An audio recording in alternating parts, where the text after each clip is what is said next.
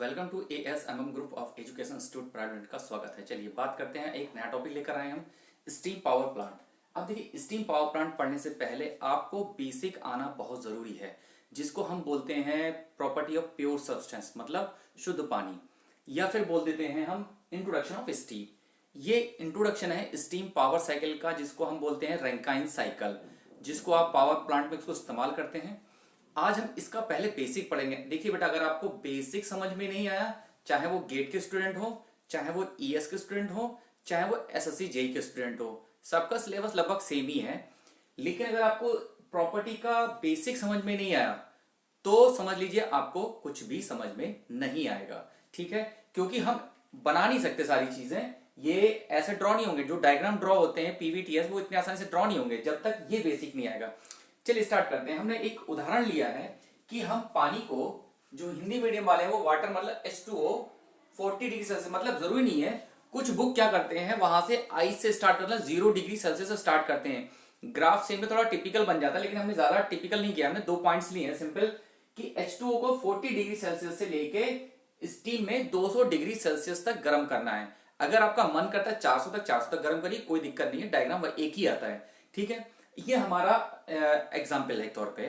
और ये जो सारा काम हो रहा है वो किस में हो रहा है? एटमॉस्फेयर में हो रहा है। मतलब जो भी हम, जैसे मान ली कुकर में खाना बना रहे हैं, या फिर हमारे पास जो भी जो सब किस में है, सबका सब एटमॉस्फेयर में हो रहा है। और एटमॉस्फेयर मतलब हमने स्टैंडर्ड लिया है एटमॉस्फेयर प्रेशर, मतलब 1.01325 बार। ये एटमॉस्फेयर प्रेशर हमने कांस्टेंट माना हुआ है, जिसमें ये सारी प्रक्रियाएं हो रही हैं। चलिए पहला पॉइंट है कि H2O एट 40 डिग्री सेल्सियस, मतलब हमारा पानी जो है 40 डिग्री सेल्सियस, मतलब आपने पानी को गर्म करके 40 डिग्री पर रख दिया। ठीक है, 40 डिग्री सेल्सियस से हमने गर्म किया उसको 100 डिग्री सेल्सियस पर। अब इसका मतलब हो रहा है कि आप जब 40 डिग्री से 100 डिग्री सेल्सियस पानी है, लेकिन 40 डिग्री का पानी 40 डिग्री का पानी 100 डिग्री सेल्सियस के पानी में बदलना है। मतलब फेज तो नहीं बदला। जब फेज नहीं बदला तो इसका मतलब क्या बोला? आपका टेम्परेचर बढ़ रहा है। बेसिकली हम बात कर चुके हैं, टेम्परेचर का मतलब है सेंसिबल हीट बढ़ना, और सेंसिबल का मतलब है टेम्परेचर बढ़ना। जो हिंदी मीडियम वाले अगर सेंसिबल नहीं समझ पा रहे हैं तो समझ लीजिए कि वहां पर ताप की वृद्धि हो रही है, मतलब टेम्परेचर आपका इंक्रीज कर रहा है। तो H2O को एट 40 डिग्री सेल्सियस H2O को 40 डिग्री के वाटर में हमने बदला हुआ है। लेकिन हमारा क्या है, यहां पर भी वाटर है और यहां पर भी हमारा वाटर ही है, मतलब हमारा फेस चेंज नहीं हुआ है। लेकिन जब देखा है आपने, पानी उबलने लगता है, तो पानी उबलने का मतलब 100 डिग्री सेल्सियस है। और 100 डिग्री सेल्सियस को ही हम क्या बोलते हैं? इसको बोलते हैं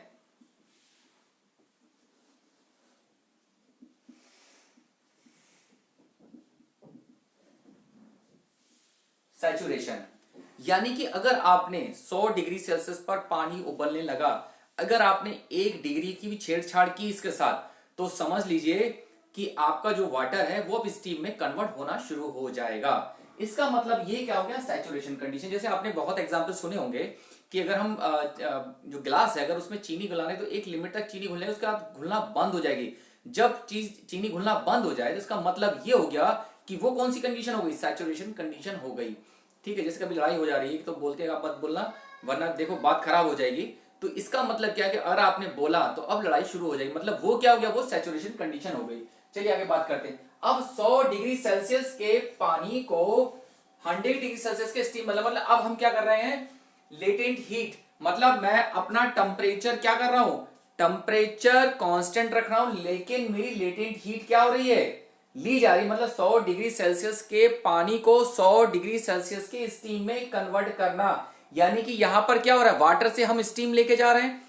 अब स्टीम लेके जा रहे हैं, इसका मतलब क्या हो रहा है? यहां पर फेज चेंज हो रहा है। अब फेज चेंज का मतलब वेपोराइजेशन हो रहा है, मतलब लिक्विड को वेपर में बदलने की क्रिया चल रही है। ये बात क्लियर हुई। उसका तीसरा पॉइंट है कि 100 डिग्री सेल्सियस की स्टीम को फिर 200 डिग्री सेल्सियस के स्टीम में लेके जाना। मतलब यहां पर क्या? सेंसिबल स्टीम, सेंसिबल हीट है, लेकिन टेम्परेचर आपका क्या हो रहा है? बढ़ रहा है। उसका नोट करके लिखा हुआ है। अगर कोई चीज, जैसे मान लीजिए, अगर सॉलिड नहीं समझ, इसको आइस समझ लीजिए। आइस, अगर ये मेरा आइस है अगर ये मेरा आइस है,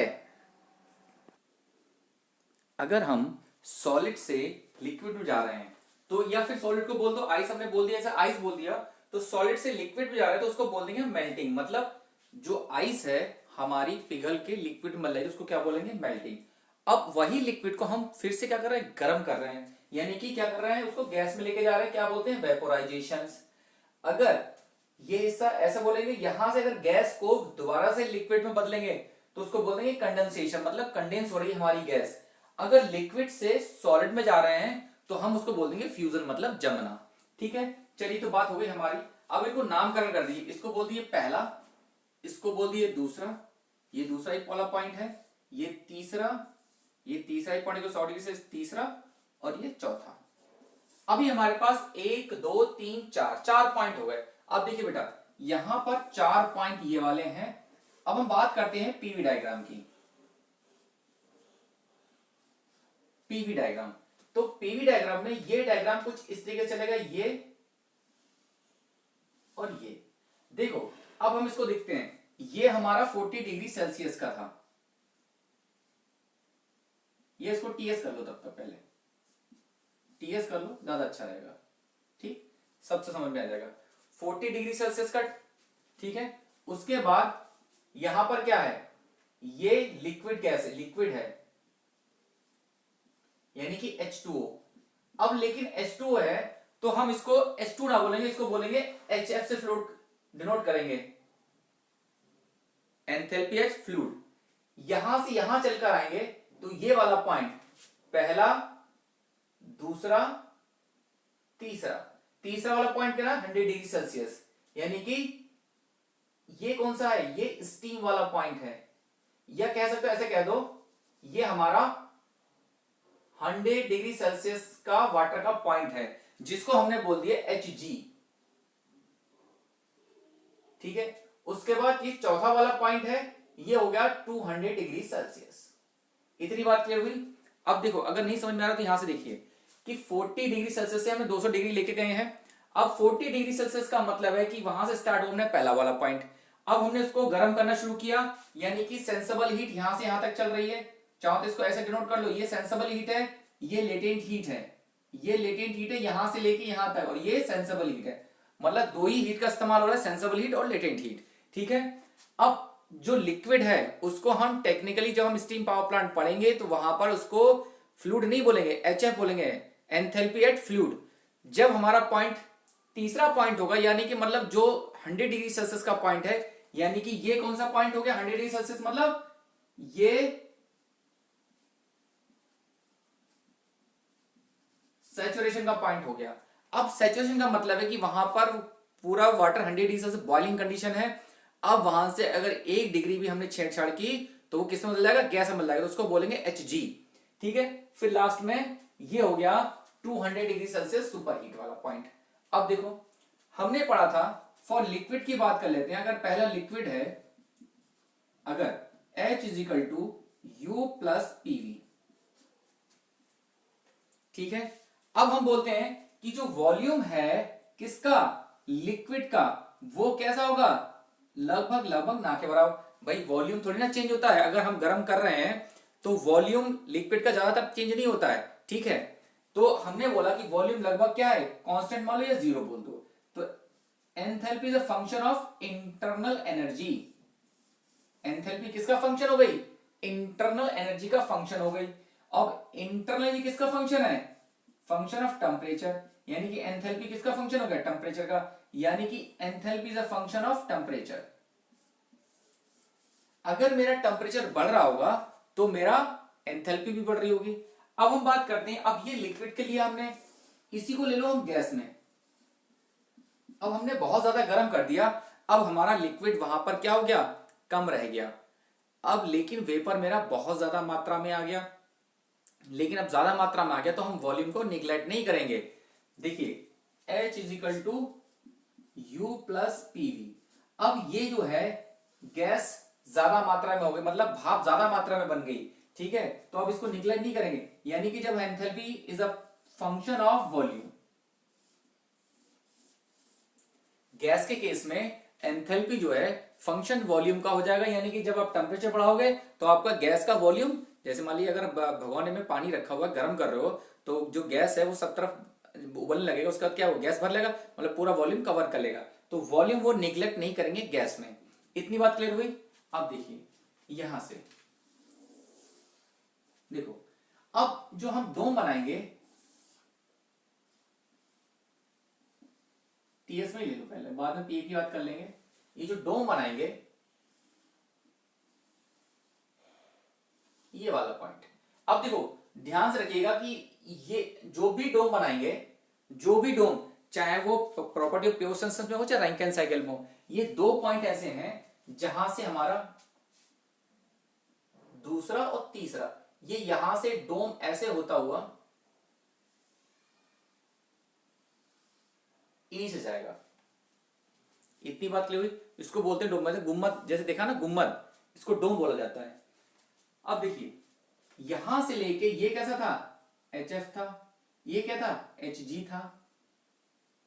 अब देखो अगर हम 1 2 3 3 और 4 यानी कि 200 डिग्री सेल्सियस, अब ये बीच का हिस्सा क्या बोलेंगे,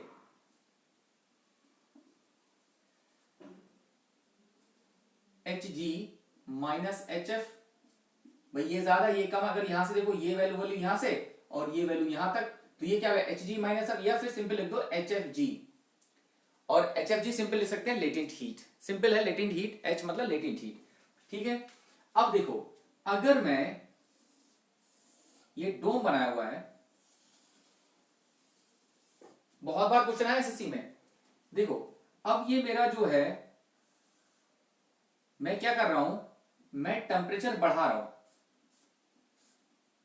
मैं लगातार टेम्परेचर क्या कर रहा हूं, बढ़ा रहा हूं। जब मैं टेम्परेचर बढ़ा रहा हूं तो जो बीच का स्लोप है, यानी कि मेरी एंथैल्पी बढ़ रही है, यानी मेरा टेम्परेचर भी बढ़ रहा है, तो ये क्या हो रहा है,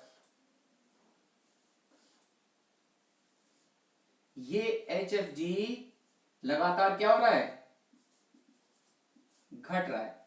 देखो बीच का जो स्लोप है लगातार घट रहा है, लेकिन एट द क्रिटिकल कंडीशन, ये वाला जो पॉइंट है, मतलब यहां पर इस साइड को बोल दीजिए गैस, ये आपका साइड है लिक्विड, ये लिक्विड लाइन बोल दीजिए, वेपर लाइन बोल दीजिए, गैस लाइन बोल दीजिए, ये दोनों जहां मिलती हैं उसको बोलते हैं क्रिटिकल पॉइंट। इतनी बात क्लियर हुई। ये दोनों जहां मिलेंगे उसको बोलेंगे क्रिटिकल पॉइंट। अब देखो, अब क्रिटिकल पॉइंट में जो एच एफ जी है वो क्या हो रहा है, लगातार घट रहा है, देखो यहां घट रहा है, और क्रिटिकल पॉइंट पर क्या हो गया, eight critical point H F जी क्या हो गया, जीरो हो गया। देखो यहां पर एच एफ जी क्या हो गया, एट द क्रिटिकल कंडीशन में एच एफ जी हो गया जीरो। अब जब एच एफ जी जीरो हो गया तो इसका मतलब ये हो गया कि जो फेस है, वो जो लिक्विड आप गर्म कर रहे हो बार बार, कि पहले हमने उसको लिक्विड को लिया फिर गर्म किया फिर गैस में बदला, अब ऐसा नहीं होगा। जहां पर एंथैल्पी जीरो हो जाएगी उस वाले पॉइंट पर, यानी कि क्रिटिकल पॉइंट पर, जो लिक्विड है वो डायरेक्टली गैस में बदल जाएगा। ये बात क्लियर हुई। जिसको बोलते हैं, जहां पर जो प्रेशर होगा, यानी कि H F G zero at a critical point, तो लिक्विड डायरेक्टली कन्वर्टेड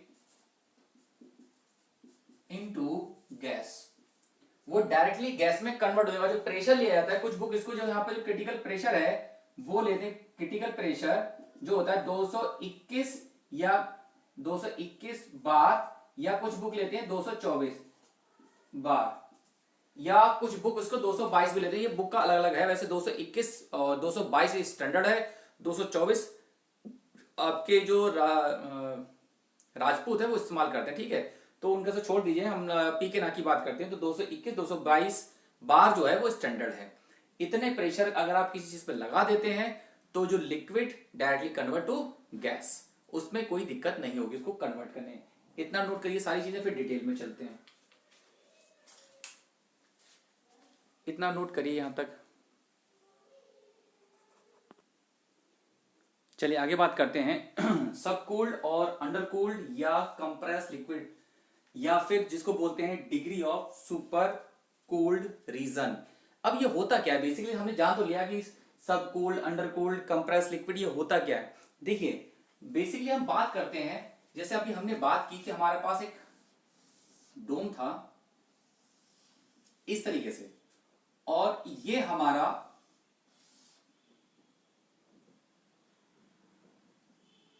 ये सैचुरेशन पॉइंट था, ये हमारा एक्चुअल पॉइंट है।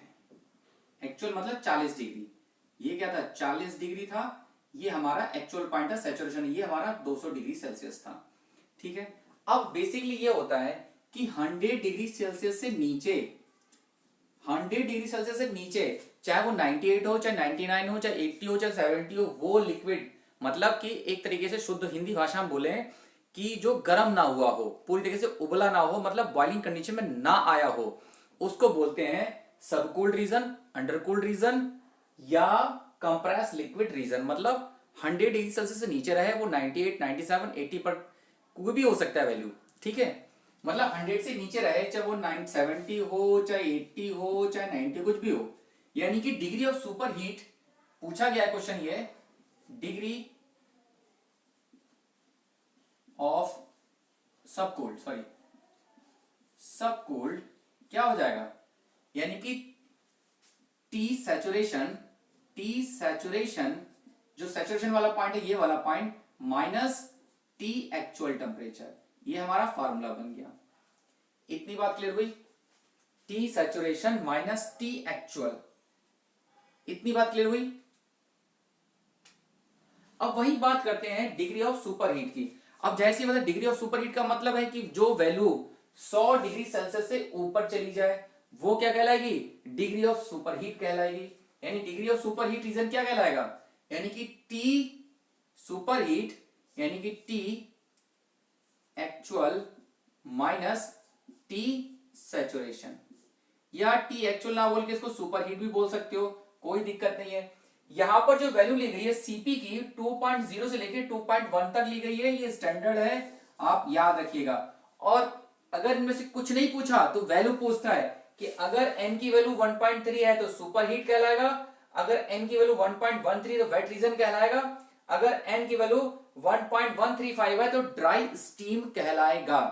इतनी बात यहां तक क्लियर हुई। चलिए अब एक बात करते हैं कि अगर प्रेशर ना देके अगर टेम्परेचर दिया जाए तो टेम्परेचर का डायग्राम कुछ इस तरीके से आपका आता है, ये इस तरीके से चलता है।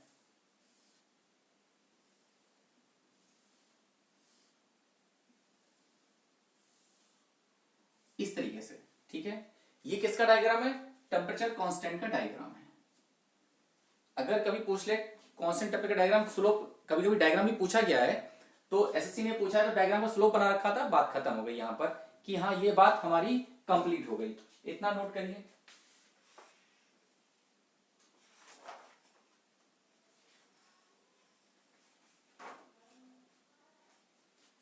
चलिए अब हम बात करते हैं कि वेट रीजन होता क्या है। चलिए बात करते हैं वेट रीजन। वेट रीजन, अब देखो जैसे हमने बात की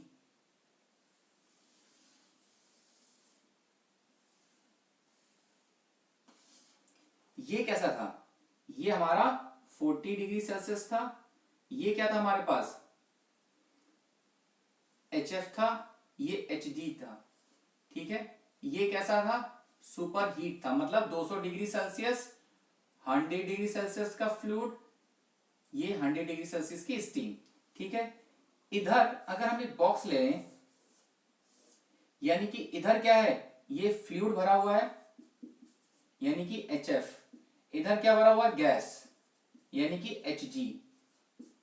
तो ये वाला हिस्सा ये होगा, ये वाला हिस्सा ये होगा, मतलब ये क्या हो गया, ये जो कंडीशन है, मतलब जहां पर फ्लूइड भी मिक्स है और गैस भी मिक्स है उसको बोलते हैं वेट रीजन।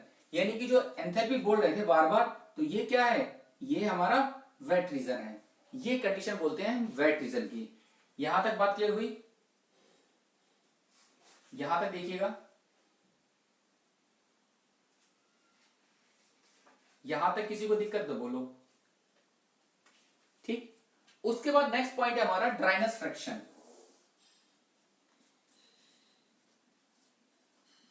ड्राइनेस फ्रैक्शन या फिर हम बोलते हैं क्वालिटी। ठीक है। नेक्स्ट है ड्राइनेस फ्रैक्शन या जिसको बोलते हैं हम क्वालिटी। अब देखिए ये जो भी डोम बना हुआ है वो छोटी छोटी ड्राइनेस फ्रैक्शन से लाइन से बना हुआ है। जो भी ये क्रिटिकल पॉइंट है, तो यहां से जो भी निकल रही है लाइनें, ये सब की सब लाइनें ड्राइनेस फ्रैक्शन कहलाती है। मतलब छोटी छोटी लाइनें मिलके ड्राइनेस फ्रैक्शन कहलाती हैं। अब देखो जैसे हमने बोला कि यहां पर मेरी ड्राइनेस फ्रैक्शन क्या है, 0 है, और यहां पर ड्राइनेस फ्रैक्शन क्या है, मतलब टोटल गैस हो गई, इसको बोलते हैं 1। यानी कि जो ड्राइनेस फ्रैक्शन है, ऐसे यहां लिख दो सबसे अच्छा, ये जो ड्राइनेस फ्रैक्शन है यहां पर क्या है, ये फ्लूइड है यानी कि HF है, जिसकी वैल्यू क्या है, 0 है। भाई फ्लूइड जो है वो अभी उबला नहीं है, पूरा की पूरा फ्लूइड है, मतलब 0 डिग्री। ठीक है, यहां पर क्या हो गया, ये टोटल गैस हो गया, मतलब उबलना शुरू हो गया, यानी कि Hg, यानी कि 100 डिग्री सेल्सियस। और 100 डिग्री सेल्सियस क्या बोल दिया हमने, 1। यानी कि क्वालिटी जो है इसको डिनोट करते हैं x से, यानी कि x की जो क्वालिटी है वो 0 से 1 के बीच होती है। और 0 से 1 के बीच, देखिए तभी हम डायग्राम ड्रॉ कर रहे हैं, 0 से 1 के बीच ही डोम आपका ड्रॉ होगा। अगर 0 से 1 के बीच नहीं है और ज्यादा वैल्यू हो जाएगी, डोम आपने बाहर निकाल दिया या अंदर कर दिया, तो आपका जो डोम है वो गलत हो जाएगा, मतलब क्वेश्चन ही आपका गलत हो जाएगा। हमेशा ड्राइनेस फ्रैक्शन 0 से 1 के बीच लाई करती है, वहीं से ये डोम ड्रॉ होता है 0 से 1 के बीच, इसके अलावा कुछ भी मतलब नहीं है। अब जो ड्राइनेस फ्रैक्शन होती है, जो x होता है वो होता है mass of vapour divide by total mass. अब टोटल मास का मतलब mass of gas plus mass of fluid, यानी कि फार्मूला बन गया x is equal to mass of gas divide by mass of fluid plus mass of gas. इतनी बात clear हुई, इतना और नोट करो।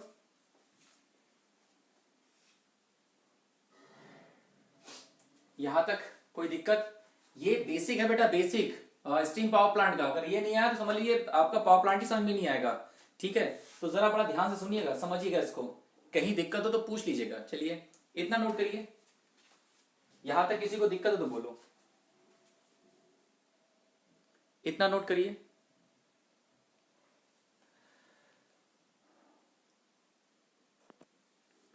चलिए आगे चलते हैं, स्पेसिफिक वॉल्यूम ऑफ मिक्सचर। जैसे पहले बात कर चुके थे, ये क्या मेरा फ्लूइड है, ये मेरा गैस है, तो मिक्सचर हो गया। तो total mass of fluid plus mass of gas, भाई टोटल जो है, टोटल वॉल्यूम किसके बराबर होगा, mass of gas mass of fluid के बराबर होगा। Total mass of fluid mass of gas, और total volume V of fluid V of gas. अब हमको पता है, हम जानते हैं, वी नो दैट डेंसिटी क्या होती है, m/v, और